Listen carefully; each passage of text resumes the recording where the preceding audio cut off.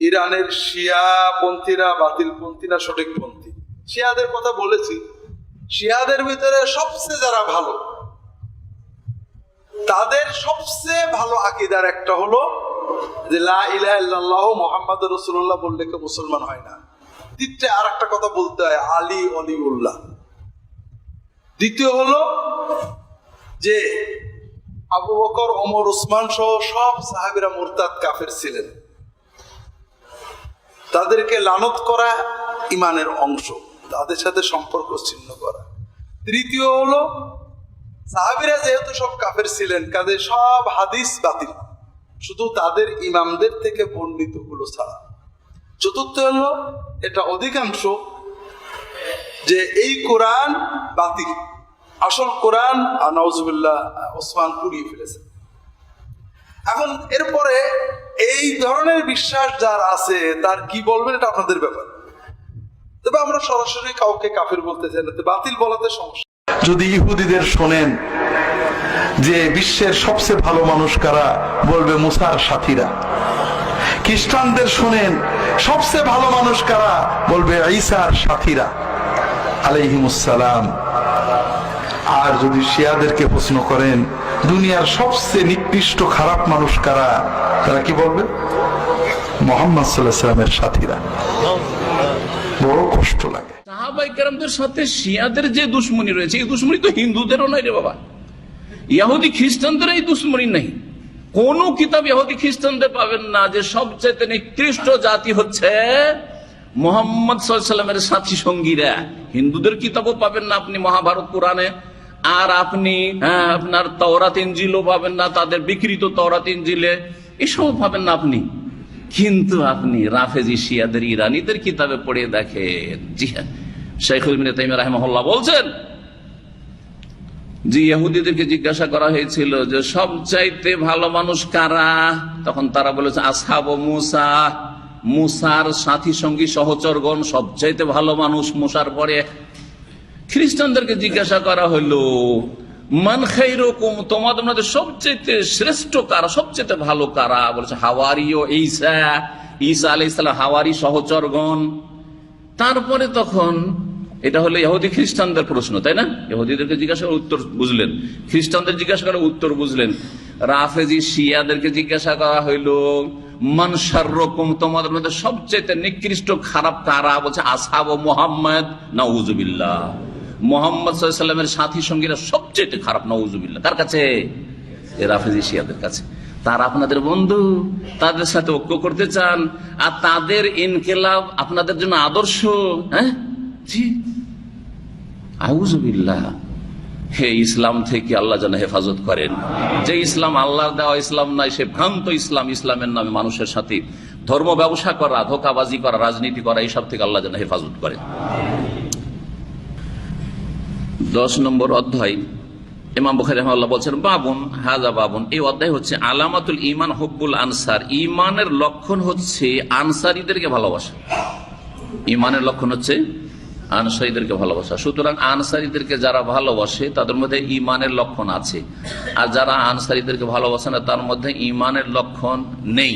যখন ঈমানের লক্ষণ নেই তো মুনাফিকের লক্ষণ আছে, যদি ঘৃণা করে, দুশ্মনী রাখে। হ্যাঁ, আর আনসারীরা হচ্ছে রাসূলুল্লাহ সাল্লাল্লাহু আলাইহি ওয়াসাল্লামের অধিকাংশ সাহাবায়ে কেরাম, অধিকাংশ সাহাবায়ে কেরাম হচ্ছেন আনসারী। তাহলে আনসারীদের যারা সাহাবায়ে কেরামদেরকে গালমন্দ করে রাফেজি শিয়ারা, যারা সাহাবায়ে কেরামদেরকে বলে যে তারা কাফের হয়ে গেছিল 5 জন ছাড়া, এটা হচ্ছে আকীদা। 5 জন সাহাবী ছাড়া নাকি সবাই, নাকি 1,24,000 বেশি সাহাবী সব নাকি কাফের মুরতাদ হয়ে গেছে, নাউজুবিল্লাহ।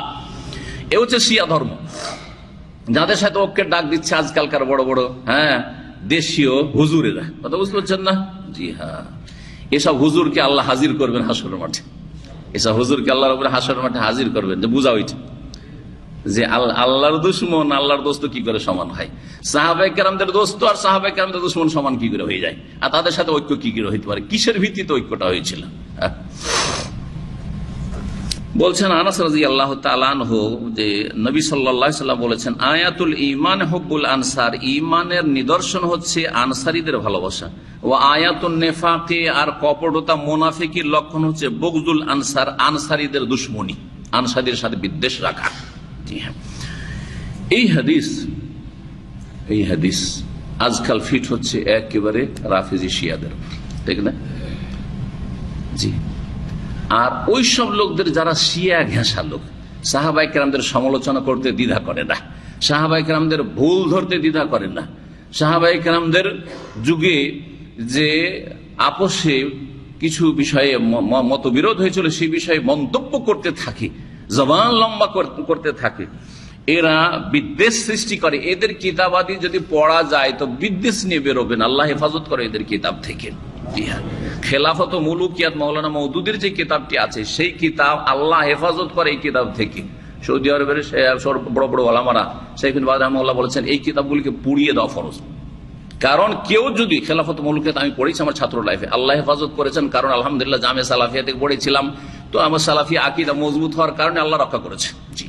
আর তারপরে মদিনা ইউনিভার্সিটি পড়লাম।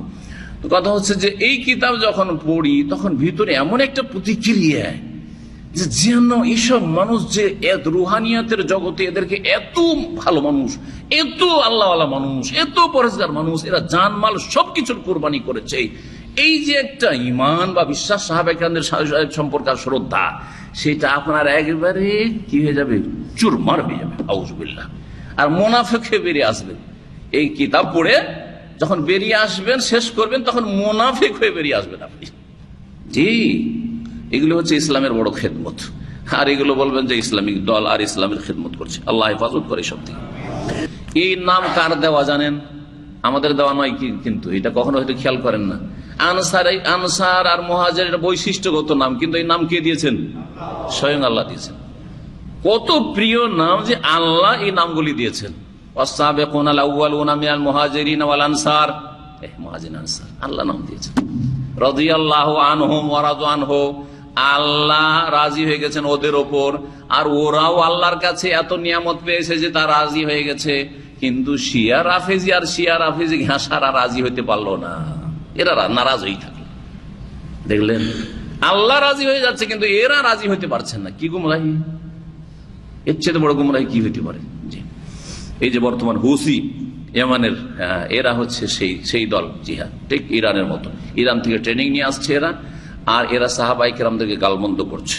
ইয়েমানি যদি কোনো আহলে সুন্নাত সহিহ আকীদার থাকে তার কাছ থেকে জানতে পারবেন, মসজিদের খুতবায় সাহাবায়ে কেরামদেরকে, জুমার খুতবায়, ঈদের খুতবায়, তাদের বক্তব্যে প্রথম কাজ হচ্ছে সাহাবায়ে কেরামদেরকে লানত করা, অভিশাপ করা, জাহান্নামী বলে আখ্যায়িত করা। এই হচ্ছে তাদের ইসলাম। জি।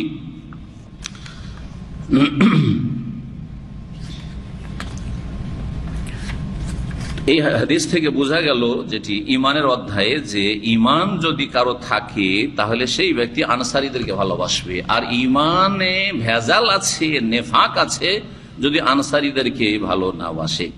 আমাকে প্রশ্ন করা হয়েছে, সেটা হচ্ছে শিয়াদের বিষয় নিয়ে। আপনারা শিয়া রাফেজি সম্প্রদায় সম্পর্কে প্রশ্ন করেছেন, কারো কারো প্রশ্ন আছে তারা মুসলিম কিনা।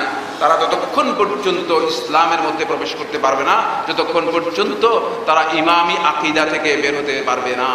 তাদের আকীদাই হচ্ছে মূলত ইসলামের বাহিরের আকীদা। তারা মনে করে থাকেন যে তাদের ইমামগণ নবী এবং রাসূলদের চেয়ে পবিত্র। তারা এমন এক পর্যায়ে পৌঁছে গিয়েছে যে তাদের ইমামগণ যে পর্যায়ে আর মানে নবী এবং রাসূলগণও পৌঁছতে পারবে না। সুতরাং প্রশ্নই আসে না যে তারা ইসলামের মধ্যে এইভাবে প্রবেশ করবেন। এই জন্য শিয়া রাফেজি সম্প্রদায় আমার বন্ধুগণ, এদের সম্পর্কে মিনহাজুস সুন্নাহ নবওয়িয়ার মধ্যে শেখুল ইসলাম ইবনে তাইমিয়া রাহমাতুল্লাহ বিস্তারিত আলোচনা করেছেন।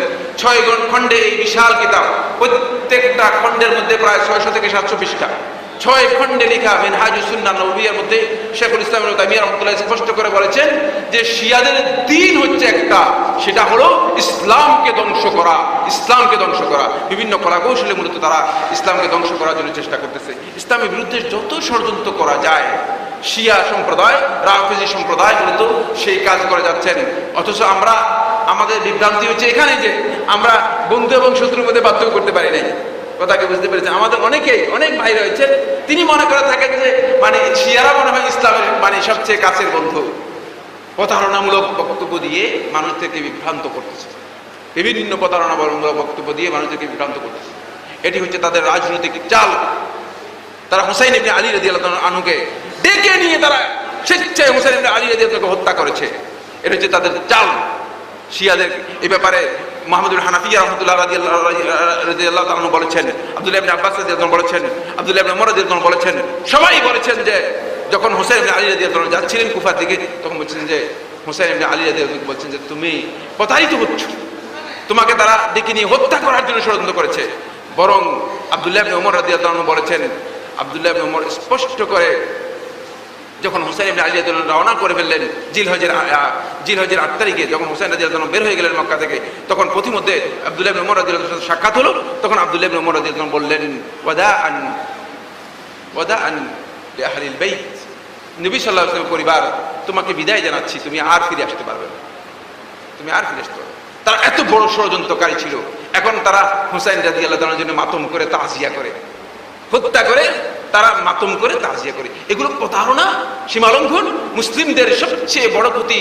ইসলামের ইতিহাস যদি কেউ পড়ে থাকেন, তাহলে দেখবেন যে ইসলামের প্রত্যেকটি যুগে একমাত্র শত্রু হিসেবে ইসলামকে ধ্বংস করার জন্য কাজ করেছে শিয়ারা। এই জন্য শেখুল ইসলাম ইবনে তাইমিয়া রাহমাতুল্লাহ আলাইহি মিনহাজুস সুন্নাহ নববিয়ার মধ্যে 8টি জায়গার মধ্যে সম্ভবত উল্লেখ করেছেন। এদের মানহাজই হচ্ছে ইসলামকে ধ্বংস করা মূলত। আল্লাহ রাব্বুল আলামিন আমাদের সবাইকে তৌফিক দান করুন। আকুলু কওলি হাযা লি ওয়া লাকুম ফাস্তাগফিরুল্লাহ লি ওয়া লাকুম ফাস্তাগফিরুহু হুয়াল গফুরুর রহিম। সুবহানাকাল্লাহুম্মা ওয়া বিহামদিকা আশহাদু আল্লা ইলাহা ইল্লা আনতা আস্তাগফিরুকা ওয়া আতুবু ইলাইক। যে নবুয়ত আসার কথা ছিল নবী মুহাম্মদের কাছে, জিব্রাইল এটা ভুল করে নবুয়ত দিয়ে দিয়েছে মুহাম্মদের কাছে। আরেক দল বলা শুরু করে দিল আলী আল্লাহ, আল্লাহ আলী, ওয়া হুয়া আলিউল আযীম, আলী আযীম, তিনি আল্লাহ। কোরআনে বহু জায়গায় এসেছে। আরেক দল বলা শুরু করে দিল, যেটা বললাম যে নবুয়ত আসার কথা ছিল আলীর কাছে, বেটা জিবরাইল গাদ্দারি করে দিল মুহাম্মদকে। আরেক দল বললে গাদ্দারি করে নাই, তবে বুঝতে পারে নাই। কেন? যে আলীর সাথে আর নবী মুহাম্মদের সাথে চেহারায় এত মিল ছিল যে দুইজনের পার্থক্য জিবরাইল করতেই পারে না। গতবার হয়তো বলেছি, আল্লাহ নবীর বয়স 40, আলীর বয়স 12 কিংবা 13। আল্লাহ নবী একটু লম্বা গড়নের, আলী হলেন খাটো। আল্লাহ নবী লালচে ফর্সা, আলী হলেন একটু কাজলা শ্যামলা। আল্লাহ নবী ছিলেন সিমসাম গড়নের, আলীর সিনা ছিল বড়। আল্লাহ নবীর গায়ে লোম ছিল পাতলা, আলীর গায়ে লোম ছিল ভরা। আল্লাহ নবীর পেট ছিল চাপা, আলী রাদিয়াল্লাহু তাআলার পেট ছিল অনেক বড়। আর আল্লাহ নবীর দাড়ি ছিল স্বাভাবিক সরল, আলী রাদিয়াল্লাহু দাড়ি ছিল একেবারে ঘাট সুদ্ধা পেঁচানো। আল্লাহ নবীর মাথার চুল ছিল খুব ঘন, আলী রাদিয়াল্লাহু তাআলার মাথা ছিল টাক। আর জিবরাইল বেটা এসে দুজনের পার্থক্য বুঝতে পারল।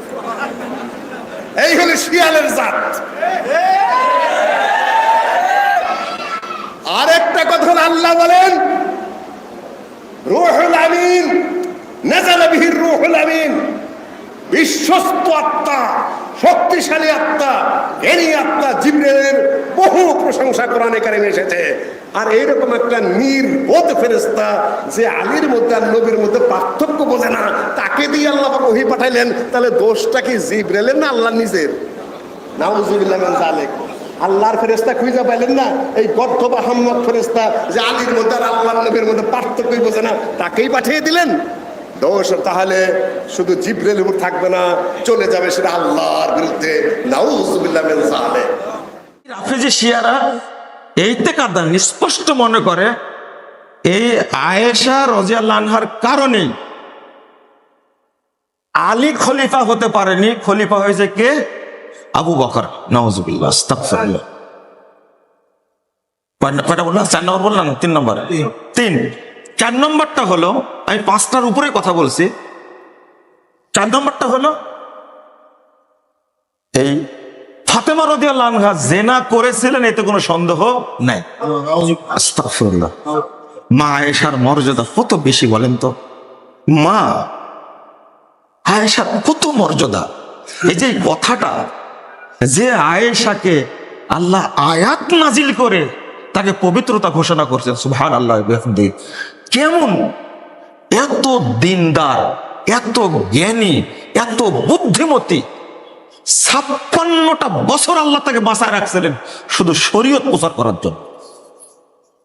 18 বছর বয়সে মারা গেছেন, স্বামী ছাড়ছেন 18 বছর বয়সে। 58 হিজরিতে গিয়ে মারা গেছে। চিন্তা করতে পারছেন আপনি? অথচ তাকে শিয়ারা বলে জেনার কারণে মহিলা। নাউযুবিল্লাহ, আস্তাগফিরুল্লাহ, আস্তাগফিরুল্লাহ। শিয়া কখনো মুসলিম ছিল না, শিয়াদেরকে জোর করে আমাদের এক শ্রেণীর মুসলিম ভাইয়েরা মুসলিম ভাই বলে সম্বোধন করে থাকে, অথচ আমরা অনেকে জানি না যারা নবী সাল্লাল্লাহু আলাইহি সাল্লামের স্ত্রী আম্মাজান আয়েশা সিদ্দিকাকে জেনাকারিনী মনে করে আস্তাগফিরুল্লাহ বলে, অথচ তারা কি করে মুসলিম হতে পারে?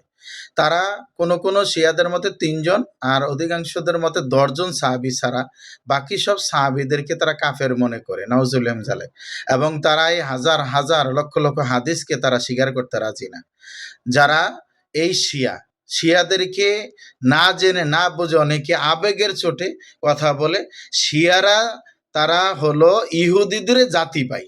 অতএব এই শিয়াদের পক্ষ নেওয়া, তাদের গায়েবানে জানাজা পড়া অথবা তাদের জন্য দোয়া করা, ক্ষমা প্রার্থনা করা একটাও ইমানের পক্ষের কাজ নয়, বরং ইমান ভঙ্গের অন্যতম কাজ। সুতরাং একজন মুসলিম হিসাবে শিয়াদের সম্পর্কে জানা, তাদের যে ইসনে আশারা, তাদের 12 ইমাম, তারা মনে করে যে তাদের ইমাম গায়েব জানে আস্তাগফিরুল্লাহ, এবং ইমামরাই আল্লাহ সুবহানাহু ওয়া তাআলা প্রদত্ত নির্বাচিত হয়, মনোনীত হয়।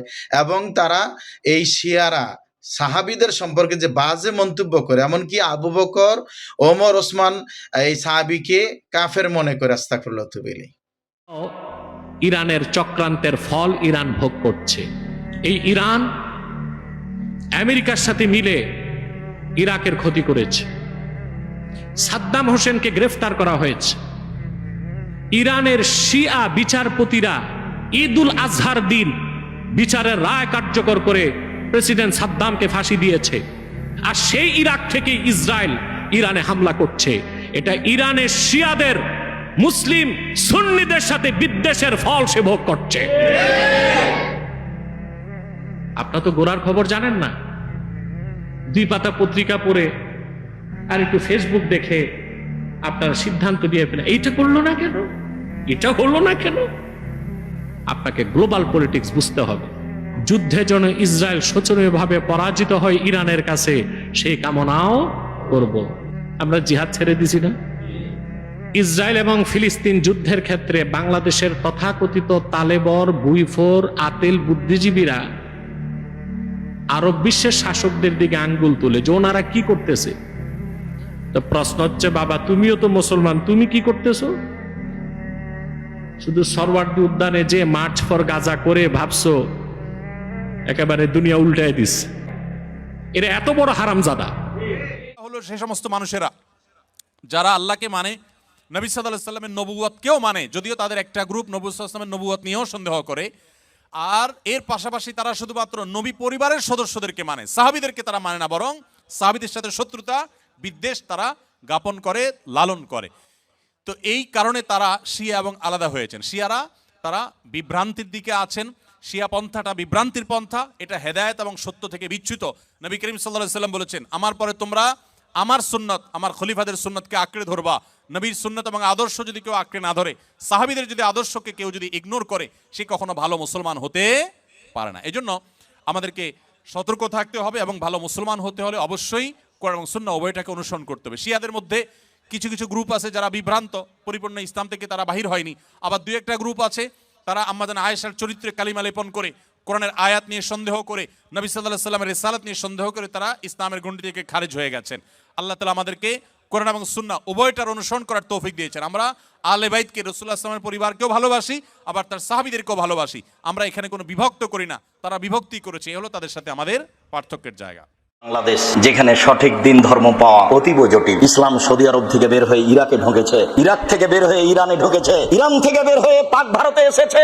এই বিকৃত ইসলাম বিকৃত মানুষের কাছে থেকেছে 750 বছর। তারা চলে গেলে এই বিকৃত ইসলাম থেকেছে 190 বছর ইংরেজদের কাছে। তার উপরে এই ভূখণ্ডের উপরে থেকে যে দীর্ঘদিন যারা পাকিস্তান থেকে দেশে এসে রাজত্ব চালিয়েছিল, তারা সবাই ছিল শিয়া। মিস্টার জিন্নাহ শিয়া, মিস্টার লিয়াকত আলী শিয়া, প্রেসিডেন্ট আইয়ুব শিয়া। তাদের হাতে দিন ধর্ম থেকেছে, ক্ষমতা তাদের হাতে থেকেছে। বিকৃত ইসলামী মানুষের কাছে ইসলাম বলে পরিচয় পেয়েছে। যার কারণে মাঝে মধ্যে আমি বলে থাকি আপনাদের কাছে, সঠিক বলাও যেমন জটিল, সঠিক মানাও তেমন কঠিন। সঠিক কথাগুলি, বেঠিক কথাগুলি দুটোই আরবিতে লেখা আছে। আরবি বুঝে জাতির সামনে বলাও জটিল, কেননা যখন আপনি সঠিক বুঝেছেন তখন জাতি তো ধর্ম মনে করছে আরেকটা। আপনি যদি বলেন, সমাজ আপনারটা মেনে নেবে না, সমাজ আর রি করে উঠবে। তারা বলবে, এ কেমন আলে বাপ দাদার ধর্মকে বিকৃত করতে এসেছে। ধর্মের পরিবর্তন মানুষ সহজে মেনে নেয় না। তার নাম আকীদা, তার নাম বিশ্বাস।